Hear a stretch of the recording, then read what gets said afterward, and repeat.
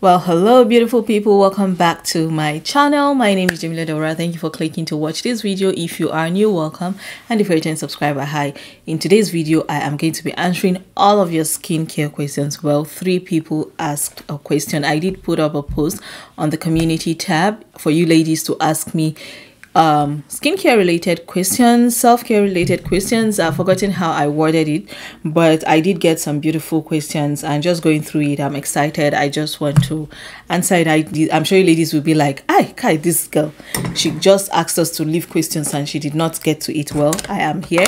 I'm going to answer each and every one of your questions. Just subscribe, give this video a thumbs up, and let us get right into it.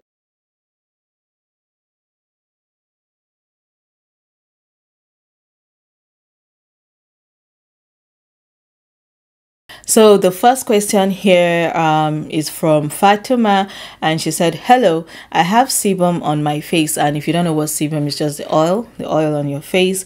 And it says she said I use cleanser with salicylic acid to actively remove it. Salicylic acid, that is a good choice for oily skin, but let's get going. Alhamdulillah, as long as I use it, I don't see on my face, and now I want a glass skin. Okay, aka glowy skin. I like that she added that there. She asked if I could recommend any product for dry skin. Okay, so salicylic acid, and you're looking for something for dry skin. For someone to be using salicylic acid, I want to assume you have an oily skin, or you should have an oily skin.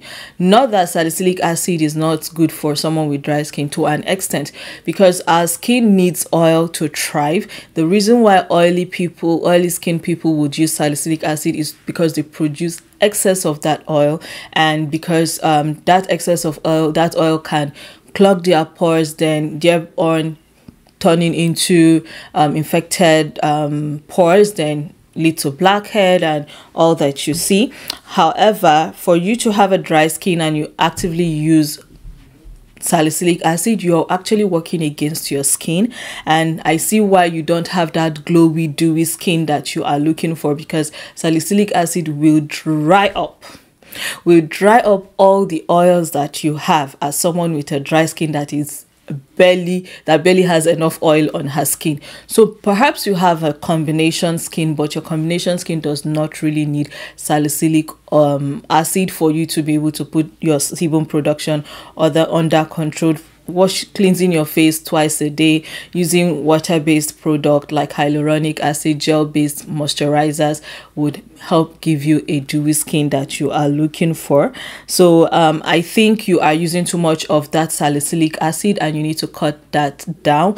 If you cut that down, you are going to see a significant improvement on how much. Sebum is not wrong, it is not the enemy, it is too much of it, and obviously you don't have too much of it if it is not you don't have too much of it. If you're already feeling like maybe your skin is dull, that means your skin is the oil in your skin that your skin needs is dried up, and yeah, already someone with a dry skin is struggling. You are already struggling, and you're struggling because you don't have a good balance of oil and moisture, and you have more water than oil, and that is why the layer of your skin is not balanced. So reduce the amount of salicylic acid that you use. Maybe you can use it once a week or twice a week, because it is indeed a very powerful BHA, that is beta hydroxy acid, that goes into the pores of someone that has oily skin, compared to other AHA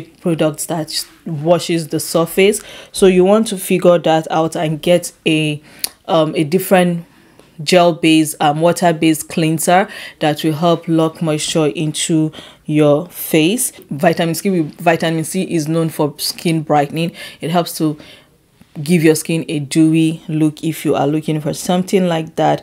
And of course, use your sunscreens, and use face oils. If you're someone with dry skin, you want to have face oil on your routine. I just uploaded a video about layering of skincare product. You should watch that video. When you watch that video, you're going to see at what stage you should use oil. Then use more of moisturizers that have oil base, actually, because another thing is that when you don't give your skin enough moisture or lock in the moisture as it should, your skin is going to overcompensate and overproduce, and that would counter everything so that you are doing. So reduce the salicylic acid that you use to maybe once a week or twice a week, or even once every 2 weeks if you are not acne prone, if you're not breaking out, if you just feel like you have excess of, if you just feel like, if you're just uncomfortable with the amount of oil that your skin produces. But for someone with a dry skin, no, you do not need frequent use of salicylic acid. And she said, secondly, concerning body hair, my legs regrow hairs after 2 weeks of shaving them. Can halawa help? Halawa means sugar wax, you know. Can it help delay the growth and reduce the pores? Of course. Like, let me just share something quickly here. In the last 3-4 weeks, I hadn't touched anything on my face. In short, I hadn't even scrubbed my body. You guys are going to hear this in another vlog, and this is because I've been so busy and I've not had time to take care of myself. I've been doing waxing on my face, and you guys would know that I have PCOS, and that kind of causes hair growth and, you know, man-like hair growth all over the face, your chin and all that. And I hadn't done any of that on my face in the last 2 to 3 weeks, and today I wanted to film this makeup video, and I just went into my mirror, and every day I look into the mirror. Of course, I had my bath, I wash my face, and I do all that. But when I went into my magnifying mirror and I saw hair all over, a chunk of hair growth here, my neck was filled up with hair, but I've not been able to see them because of how thin they grew, and I had to use a magnifying mirror to be able to see it, like see it. And I was asking the mister, like, you did not tell me that my face has so much. It's like, which hair? So that is what waxing does. It will shrink your pores to the minimum, almost non-existent, and the rate some pores end up closing up, or hair won't grow from those pores again, if that is the better way to put it. And it will just gradually die down some hair follicles, pores that it's not growing out again. And that is what halawa does, of course. So stop shaving, go to start using sugar wax. It is going to give you the silkiest skin that you would ever imagine. I mean, with consistent use, and it's cheaper. I think that's what I feel. It is cheaper to do. Thank you, and sorry for my crazy questions. You have a beautiful skin, mashallah. Mashallah, Allahumma barik. I mean, thank you very much, and you too.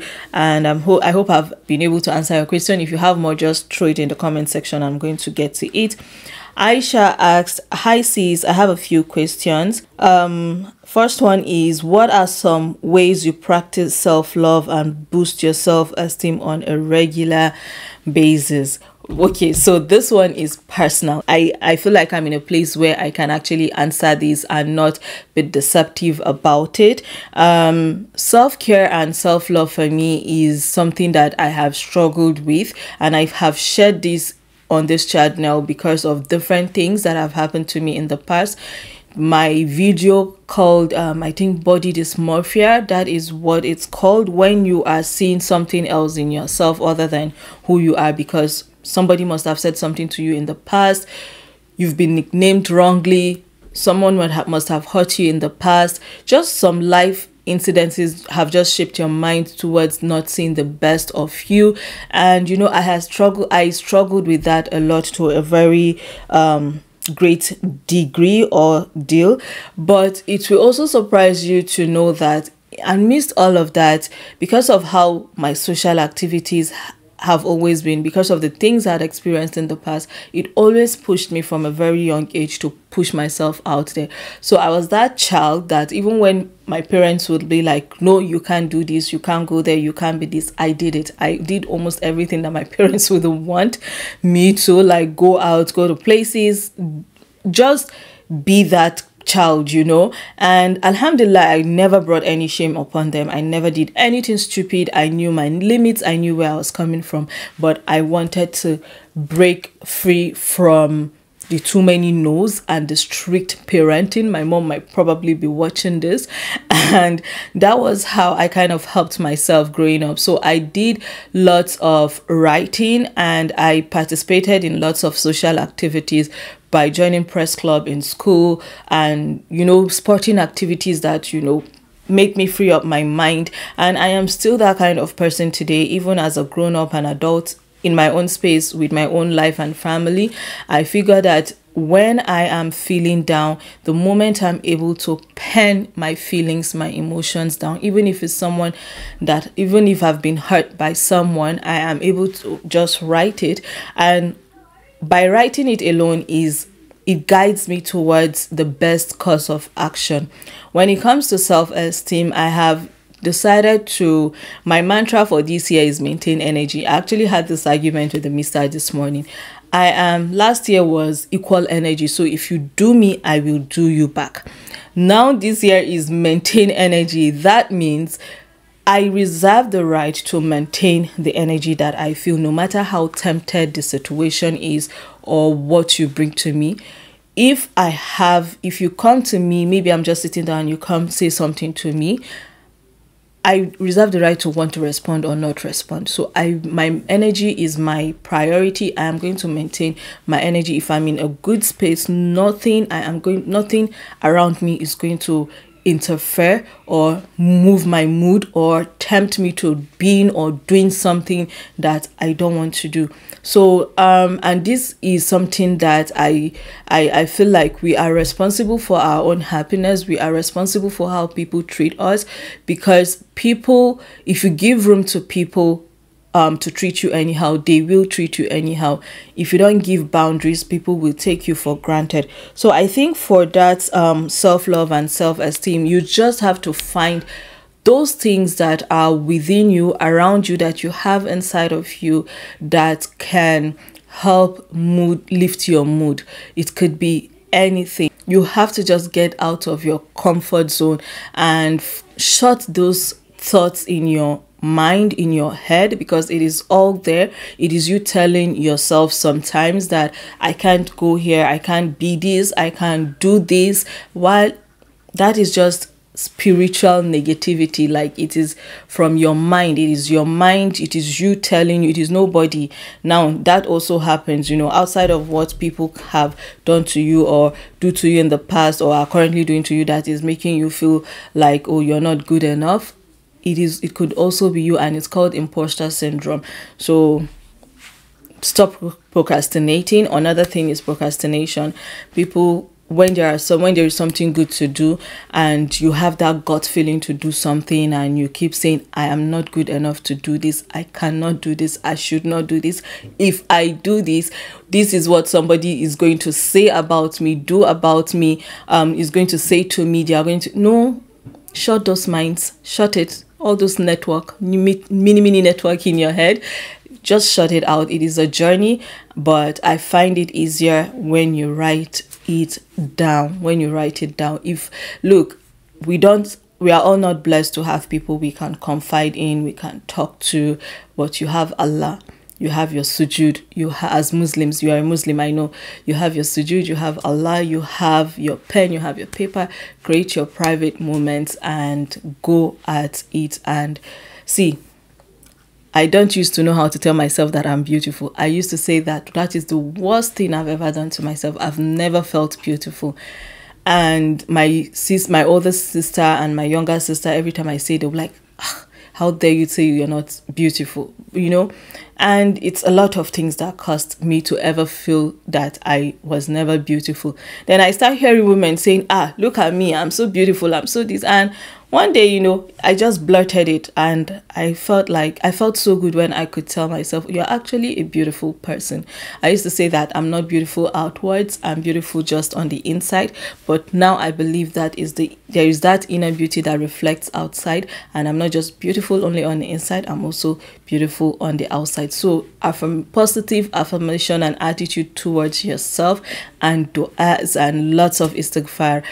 The moment I feel down and I do my istighfar, seeking for forgiveness from Allah, I feel so lightweight. So we can go on and on self-care, self-esteem and all that, because it is a thing I'm very passionate about.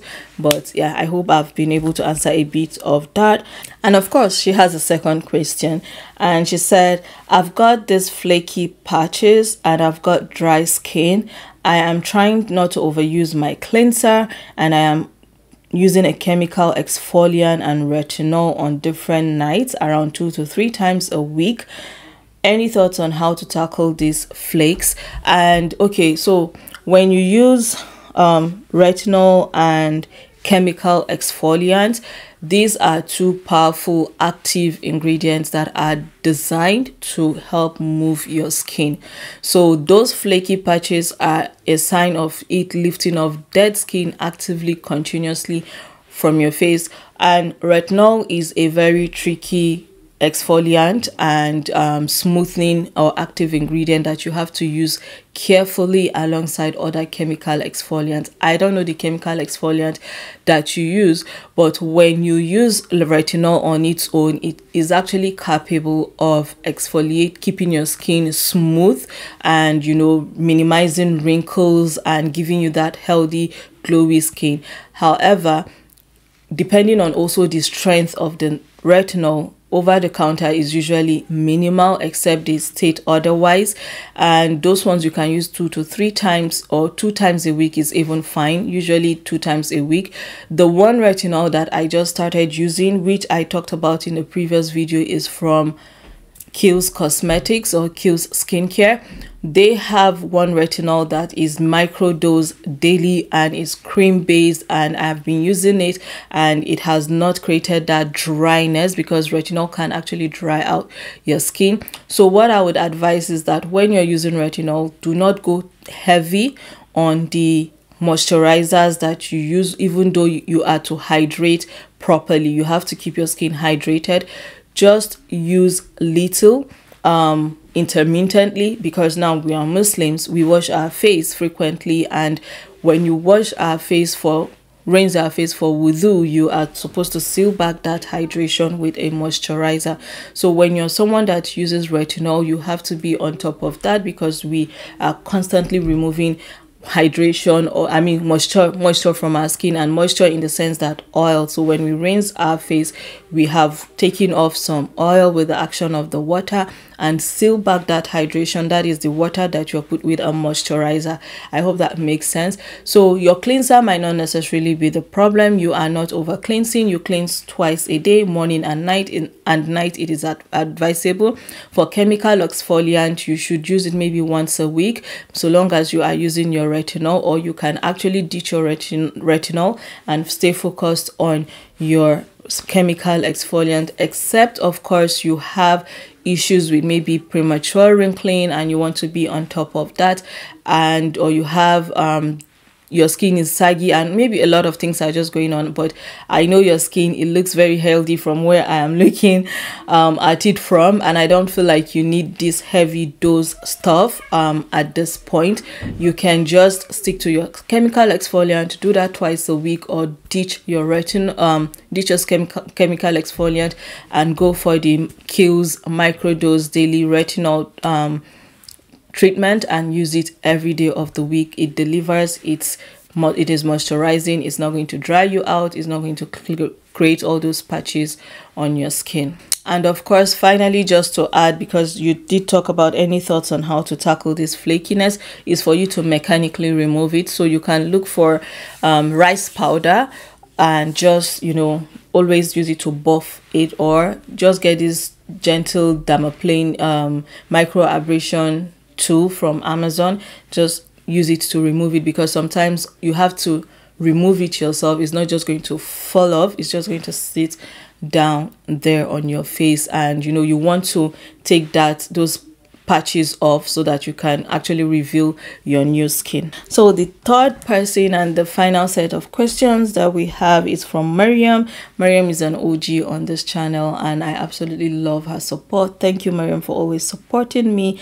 She said, I have been battling with acne hyperpigmentation for a decade.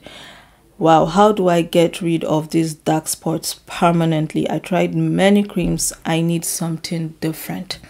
So I am someone that battles as well, like underneath this makeup. In short, the last few weeks I have been at my worst. Did I say weeks? Yeah, a few weeks, could be 8 weeks. So that is to tell you, like 2 months I have been at my worst. I'm sure you guys will be able to tell. So there are just times that your skin will just take it toll on itself, and will not want to do anything good to you, no matter what it is that you're doing. But to be suffering from hyperpigmentation and acne for 10 years is a lot of time. I have shared my story on this channel as well. I have shared my journey with pictures. Lifestyle change is big.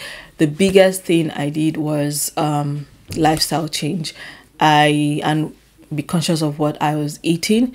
Now I have an underlying health condition that induces my pigmentation. So not necessarily am I acne prone, but I do have hyperpigmentation issues and my pores get fried easily. So if I have oil, I know it's weird to say, but yeah, you need to just find what is causing it and see a professional, a dermatologist, to actually medically examine your condition, because you wouldn't know if it is not they will tell you if it is medically induced, if it's lifestyle induced, whatever kind of things you need to change to be able to improve it.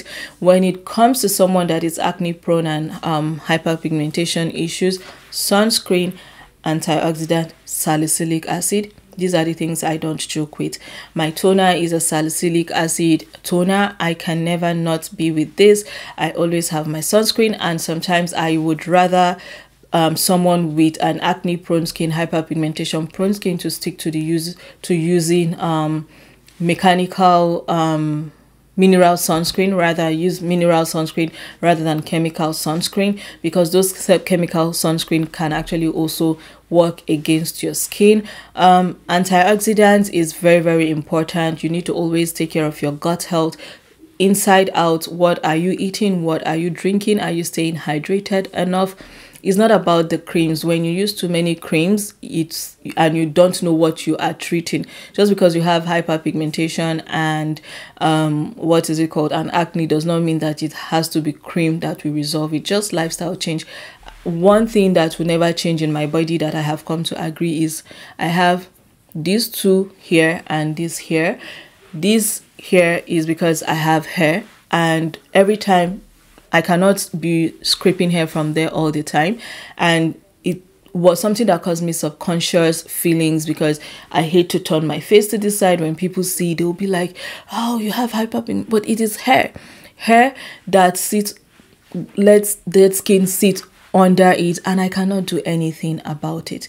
But I try to manage it by regularly removing the hair, and kind of reduces the amount of pigment people see. Because how many people will I start explaining to that sometimes those very dark thing that you see is not really my skin that is dark like that. It is hair and the skin underneath and the shadow of the hair and all those things. So you need to really understand what is causing your acne, what is causing your pigmentation, and how you can better resolve it.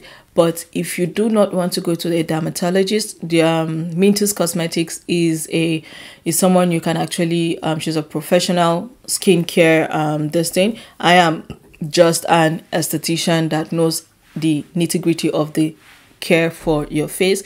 She is a dermatologist that can actually walk you through a process of understanding what is going on, and she will give you the best recommendations. I have talked about her products on here one too many times, and I swear and love her products. The one that I don't love, I'm going to tell you, I'm using everything, and one day I'm going to bring a full review. If she sponsors the video, we will bring a full review. I think I've earned a right to sponsorship from Mintus Cosmetics, because this is probably the third or fifth video that I'm talking about her products and talking about how good she is and her products are.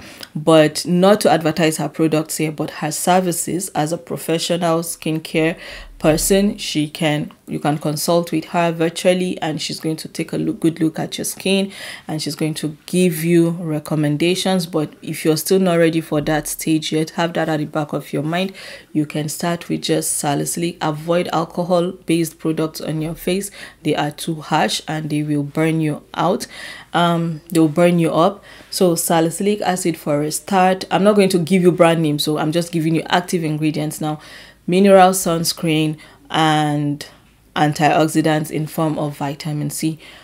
Practice regular routine, morning, evening self-care, cleanser, toner, treatment, moisturizer, face oil, sunscreen for morning, and for evening, cleanser, toner, treatment, moisturizer, and face oil. You don't need sunscreen at night. So yeah, so that is it for this first set of questions. I hope you ladies have learned something and have been able to answer your questions. If you have any more questions, leave it in the comment section, or I might just do another community post so that you can ask any self-care lifestyle questions that you may have.